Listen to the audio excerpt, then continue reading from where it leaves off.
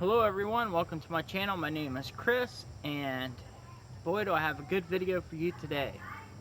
Today's video is based on a true story, and it's called Divine Intervention. Now, I'm not sure if you believe in divine intervention, but I can tell you from first-hand experience, there has got to be divine intervention.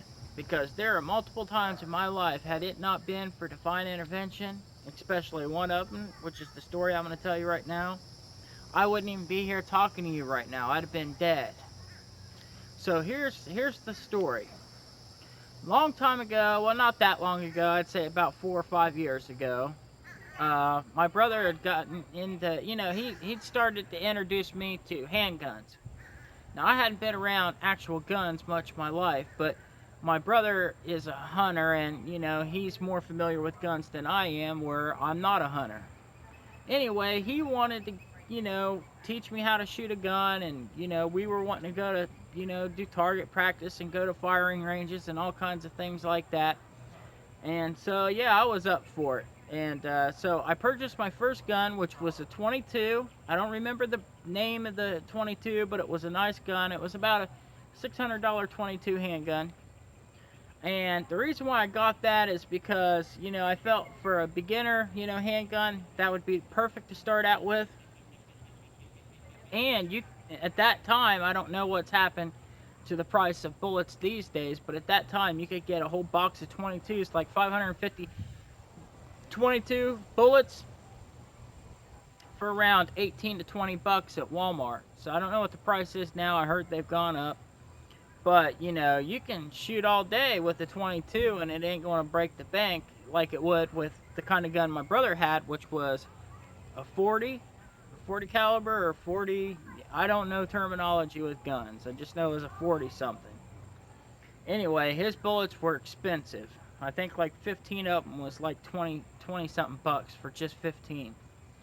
Anyhow, he had been showing me over the course of a few weeks on how to properly hold a gun, how to aim a gun, where to put your finger when you don't plan to shoot the gun, how to always hold the gun down and never point it at anybody that you don't intend to shoot, uh, in a scenario of needing to defend yourself, or don't point it towards any animal that you don't intend to eat. So in other words, don't point it toward anybody.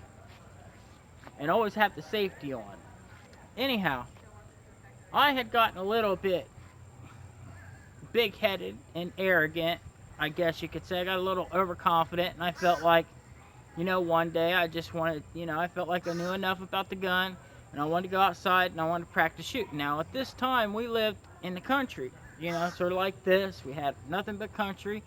There was no restrictions on us shooting a gun out in the, out on our property. We had a big, you know, big forest, big forest behind us with big hills, and we always cleared the area, made sure no one was around, and we always shot where there was a hill that would catch the bullet, not anywhere where there was a flat plain. We would never shoot just blindly out into a straight stretch.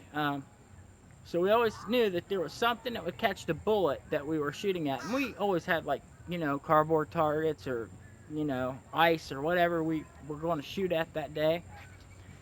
So this day I'd put some empty, pop cans up there, and I was shooting. And, guns, when you shoot them, they eject the casing. Well, I was shooting it, and all of a sudden, I felt something really hot on my neck. And what it was is when I shot the gun, that casing had ejected from the barrel, I guess you could call it. I don't know if that's what you call it. I know I'm really stupid when it comes to gun terminology.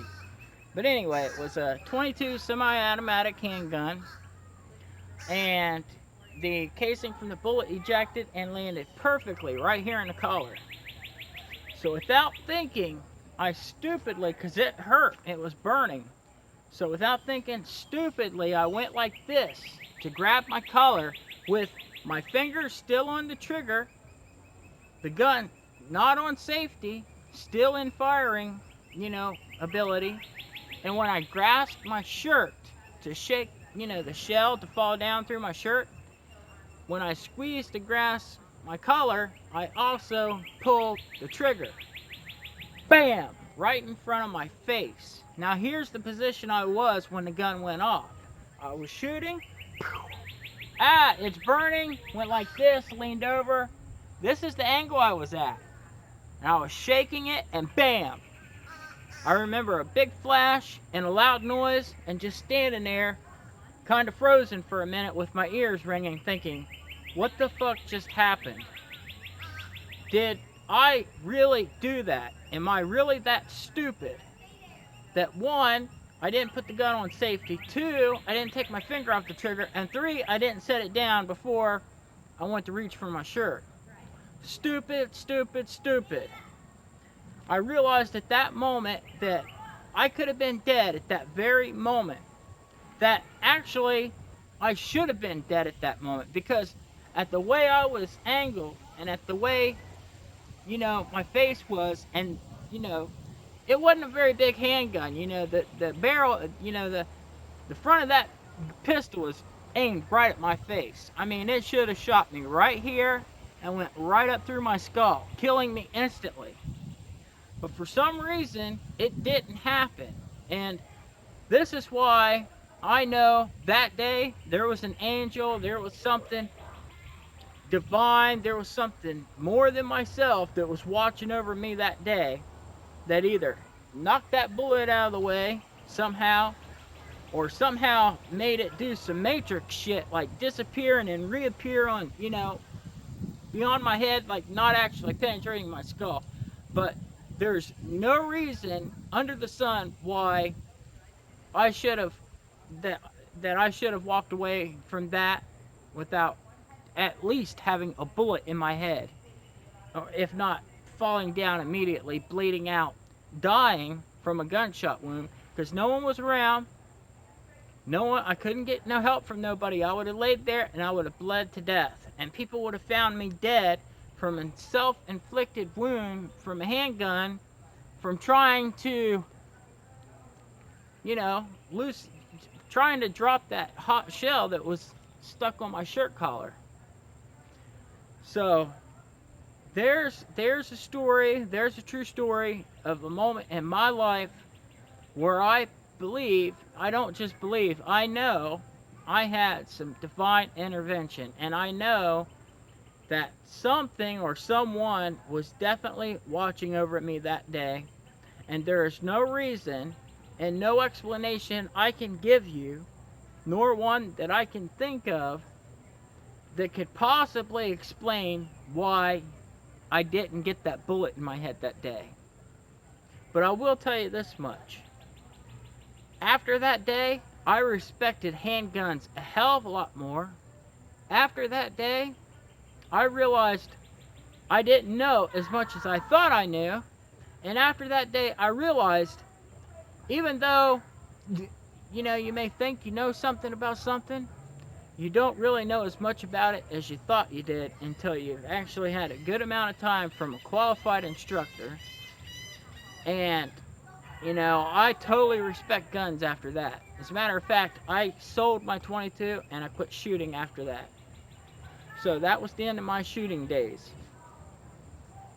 So, I wanted to tell you guys this story because I want to know, have you ever had something happen in your life where you strongly believe there was divine intervention? If so, don't keep that a secret. Please, make a response video. Tell everybody about it. Tell me about it. I would love to hear it.